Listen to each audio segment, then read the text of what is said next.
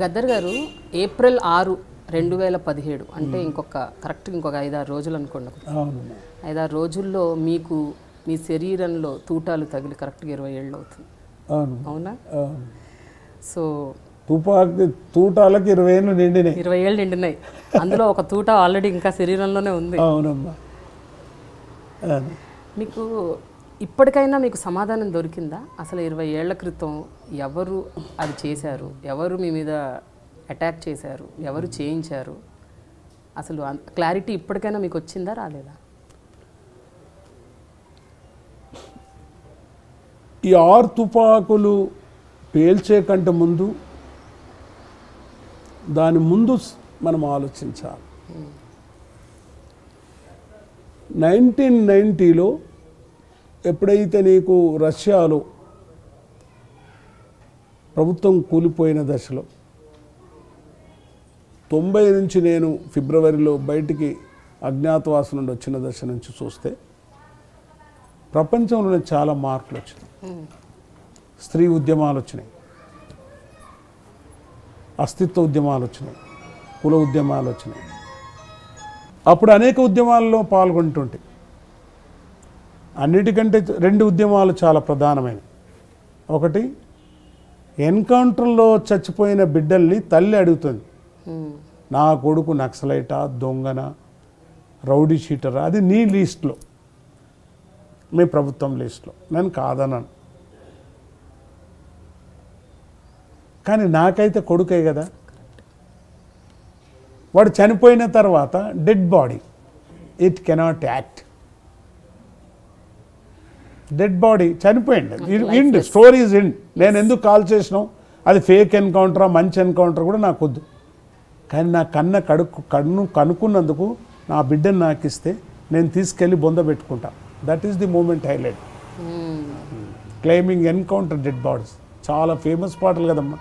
వందనాలు వందనాలు రో మా బిడ్డలు, నీకు వందనాలు వందనాలు రో మా కూనలు, ఇంటి ముంగటి పెరడులోన మక్కసేలై మేము బుడుతాం, ఒంటి కాలు మీద నిలిసి కొడుకు నిమ్మని తపంబడుతాం, మీరు మొక్కజొన్న కంకులవుతారా మా బిడ్డలు, మా సంకలల్లో బిడ్డలవుతారా మా బిడ్డలు, దసరా పండుగ దగ్గరుంది దమ్డి చేతుల లేదాని, తమ్మునికి ప్యాంటు తెస్తాము నీకు షర్టు తెస్తామంటే, ఏది వద్దని జిద్దు చేస్తిరి అలిగి అన్నం తినకపోతిరి, తెల్ల ప్యాంటు ఎర్ర షర్టు తెచ్చి కుట్టి పెట్టినాను, మీరు పాల పిట్టై చూసిపోతారా మా బిడ్డలు, మీరు జంబి ఆకై కలిసిపోతారా మా కూనలు, మీకు వందనాలు ఓహో వందనాలు, మీరు కన్న తల్లి బిడ్డలవుతారా మా బిడ్డలు, మా పాలసేపుల పాలులవుతారా మా కూనలు. చాలా ఫేమస్. లక్షల కోట్లాది మంది కదిలిచ్చి ఆ డెడ్ బాడీని తీసుకొని వచ్చాం, తల్లులకు అప్పచెప్పినాం. అప్పుడు ప్రభుత్వం అన్నది, వేర్ ఇస్ ది స్టేట్, రాజ్యం ఎక్కడుంది? అదే పీరియడ్లో ప్రత్యేక తెలంగాణ మాకు రాయితీలు కాదు, మా పాలన మాకు కావాలి. అప్పుడు చాలా పాటలు రాశాను. తగా పడ్డ మా తెలంగాణమో గుండె సప్పుడినుడో మాయం అల్లారా, తెలంగాణలో బడులే లేవు, ఉన్న బడులకు భవంతి లేదు, భవంతి లేక పిల్లలందరూ చెట్టు కింద వాళ్ళు కూర్చుంటారు, నీడ తిరిగినట్టు తిరుగుతుంటారు, పంతులు వస్తే పోరలు రారు, పోరలు వస్తే పంతులు రారు, పోరలు పంతులు ఇద్దరు వస్తే రాయనీకి మా పంతులు గానికి చాకి పీసు లేదో. అదొక పాట రాశాను. అమ్మా తెలంగాణమా ఆకలికే కలగానమా, అమ్మ నీకు వందనాలమ్మో కమ్మని ప్రేమానిదమ్మో, ఎట్టొల్లా మట్టి చిప్పవు గాయిదోల్లా గాండ్రగొడ్డలివి. ఈ 2 పాటలు రాశాను.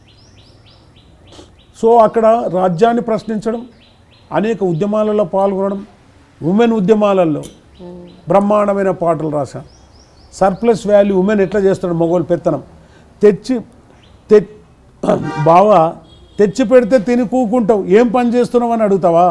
తెచ్చి పెడితే తిని కూసుంటావు, తిన్నది అరగక పంట వంటవు బావో ముద్దుల మొగడో, ఒక ప్రశ్న అడుగుతా చెప్పుతావా బావ, పొద్దు పొద్దున లేసి బాసన్లు దోమినాను, కడిగేది కడిగినాను, ఊడ్సేది ఊడ్చినాను, బాతురూముల ఉంటే సబ్బు టవ్వాలు అయితే, టేబుల్ మీదికొస్తే ఇడ్లీ వడా అయితే, సూటేసుకోగానే కాళ్ళకు బూటునైతే, పిల్లలకు కనబడకుండా పిలిచి ముద్దు పెడితే, గేటు కాడికి వచ్చి టాటా టాటా ఇప్పుడు చెప్పు తోముడికెంత, కడుగుడికెంత, హాయికెంత, చాయ్కెంత, అంతా కలిపి ఎంత ఇస్తావురా మొగడో.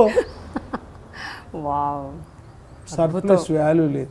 సర్ప్లస్ వాల్యూ అంటే పని చేసిన తర్వాత కొంత కొట్టేయడాన్ని సర్ప్లస్ వాల్యూ అంటారు. ఇది బానిసకి ఏం పేమెంట్ ఉంది? కరెక్ట్.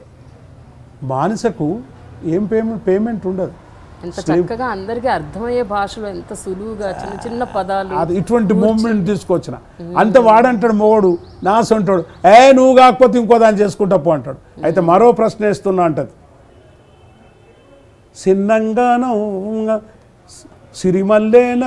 సిరిమల్లేన ఈనప్పుడు సిన్నంగా నవ్వినాను, సిన్నంగా సిరు నవ్వు కడుపులో మల్లెలాచి, 9 నెలలు మోసి నెత్తురు పాలు ఇచ్చి, భూమి మీద పడితే ముద్దాడి మురిసినాను, మాట నేర్పి ఇయ్యనీకి మూగాదానయ్యినాను, నడక నేర్పి ఇయ్యనీకి కుంటిదానయ్యినాను, జోలాపాట వాడి పెద్దగా చేసినాను, చెయ్యెత్తు కొడుకును చేసి సెలవాని చెప్పినాను, ఇప్పుడు చెప్పు పాలకు ఎంత, మురుపముకెంత, ముద్దుకెంత, అంతా కలిపి ఎంత ఇస్తావురా మొగడో.